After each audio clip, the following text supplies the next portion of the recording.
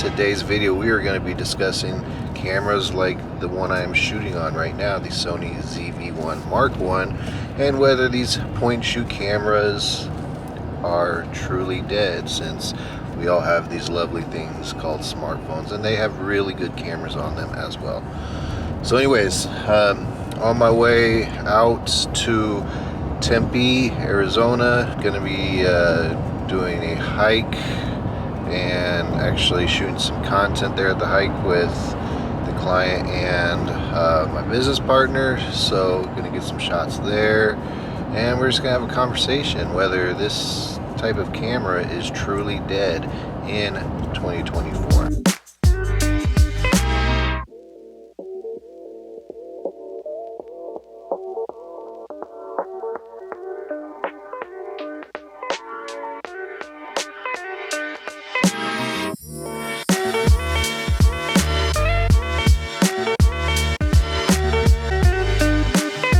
Alright, so let's talk about these point-and-shoot cameras and whether they are dead in 2024. In my humble opinion, no, I do not believe they are dead.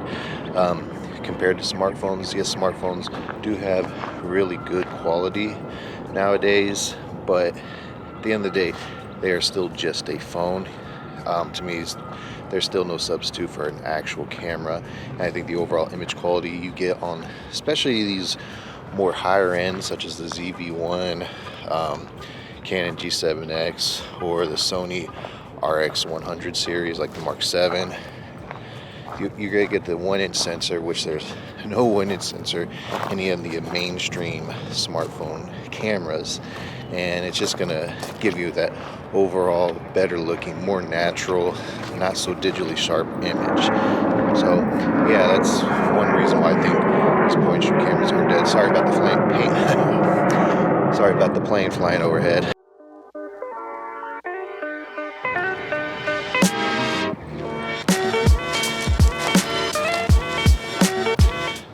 Alright, so let's talk about another reason.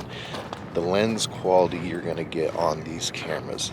Yes, I know smartphones now have 3 different lenses, which is going to give you 3 different focal lengths. I think the 15 Pro Max or Pro, both, maybe, I don't know, they have, I think, like 5 different focal lengths between all the lenses. But the lens quality you're going to get on this, I still feel is better. The lens flares I've noticed on this camera compared to what you get on the iPhones, and I'm not sure about the Android phones, but it's definitely a lot better. And I don't know, I just feel like the lens quality is better. It's compact. In one setup you have a wide zoom range. This is from 24 to 70. I think the RX100 Mark 7 is like 24 to like 200 or something like that. So yeah, lens quality on these point-and-shoot cameras is by far, in my humble opinion, a lot better.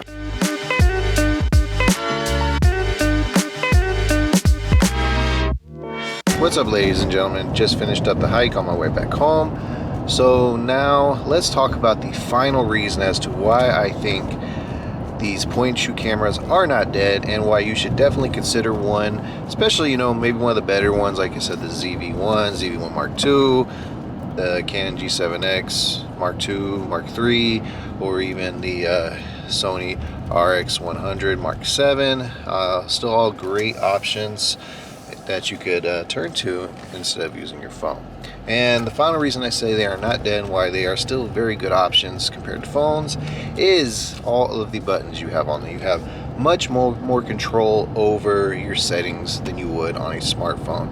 Now I know for iPhones there's some settings you can control in camera, and then if you want more control you can download third-party apps. I think some Androids, they already have that setting within their camera app. So I know there are workarounds that you can within those phones as well, but anytime I've used those, it's just not as reliable to me personally as it is on the actual camera. And on those cameras you may have most control, white balance, the ISO, the shutter speed, but you can't control the aperture. With this, you can control every setting within the camera. You have buttons, you have more customization. It's just again, like I said earlier, this is an actual camera versus a phone. The main purpose of the phone is to be a phone. With this, its only purpose is to be a camera. So yeah, I know the market has definitely dried up.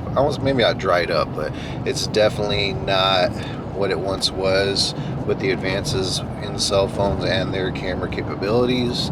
But I don't know, to me, for my use case, I love having one of these small compact cameras.